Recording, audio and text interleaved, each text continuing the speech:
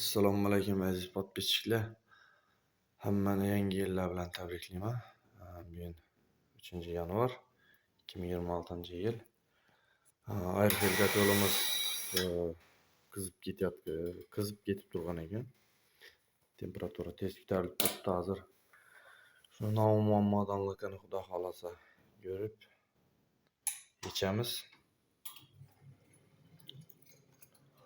Hozir qo'shib edim mana 50 gradus bo'lib turibdi.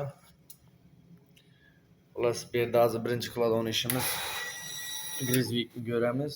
Grizvikni ko'rgandan keyin trexxodovoyni ko'ramiz. Kotel ko'proq bo'ldi, yuvilmagan. Уже 65 barib qo'ydik. Уже nada turbalarda hissi yo'q.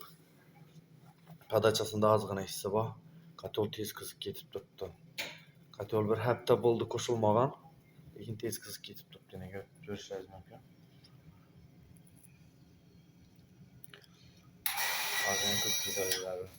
Tezda gradus ko'tarib turibdi. Salom alaykum. 65 ta duradi. Hozir 70 ga chiqdi. Demak, kotelda sirkulyatsiya muammosi bo'lib turibdi. Bu muammoni hozir Xudo xolasa yechamiz. Etap ko'rsatib boraman. Xullas, kotelni diagnostika qildik. Trexxodovoyni yechib, servopривод ko'rsam, servopривод ishlab turibdi. Nima uchun desam, mana shtok pasa bosgan vaqtda отопление ishlaydi. Keyin shtokni ruchnoy bu bilan ham bosib ko'rdim. Bu ahvoldan ishlamadi.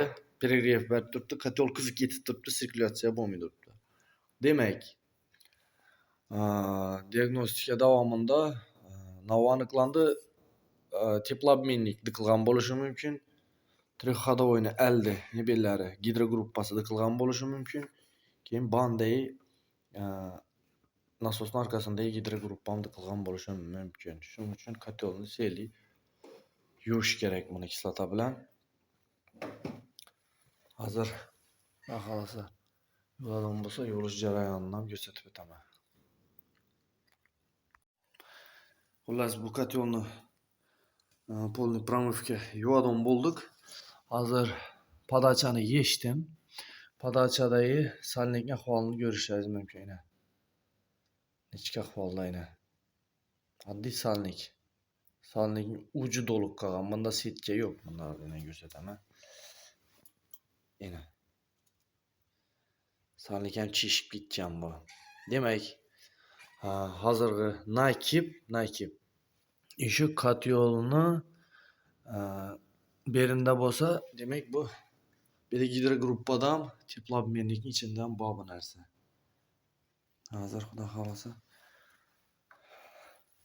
kotelda apparatni takamizdan yuvamiz kislota bilan. Ish jarayonini ko'rib borishingiz mumkin. Xullas, aziz obunachilar, apparatni uladik.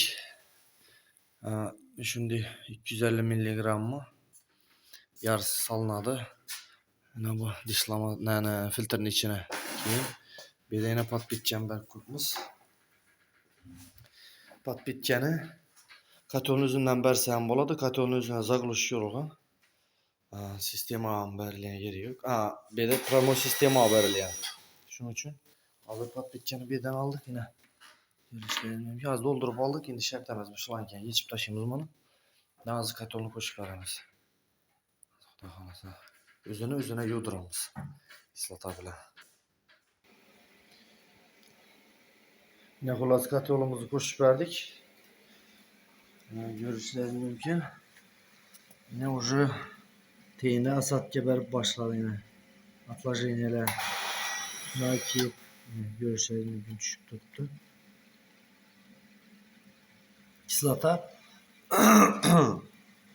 40-50 gradusda reaksiyaga girishadi. Shuning uchun kislotani qizdirish uchun kotelni yoqib qo'yamiz. Mana kotelni 50 gradusda qo'yibmiz. Qarshi o'chib, yonib kislotani qizdirib turaveradi. Shuni holda yo'lga qo'yamiz.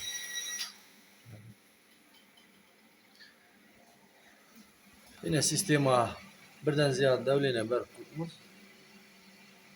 Biz aylantirib 1 saat 40 minut davomida yuvadi. Biz içinde ne bilası bo'ladigan bo'lsa, ana buni teyini cho'kib qoladi, filtrni teyini.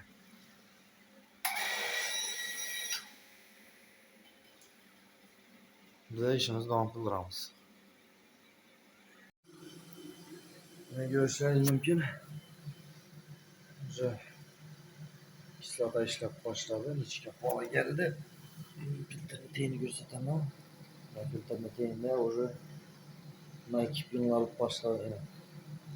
Sonunda yuvandan keyin filtrenin içini kalkıp göstermem.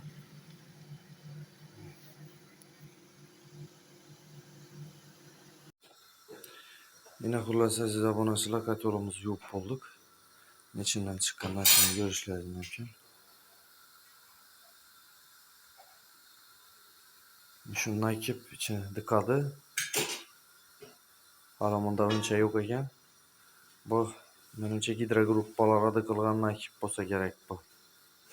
Ana. Katolda sirkulyatsiya muammosi bo'ladi-da. Katol peregrev beradi. Biz katolimizni yoqib beramiz.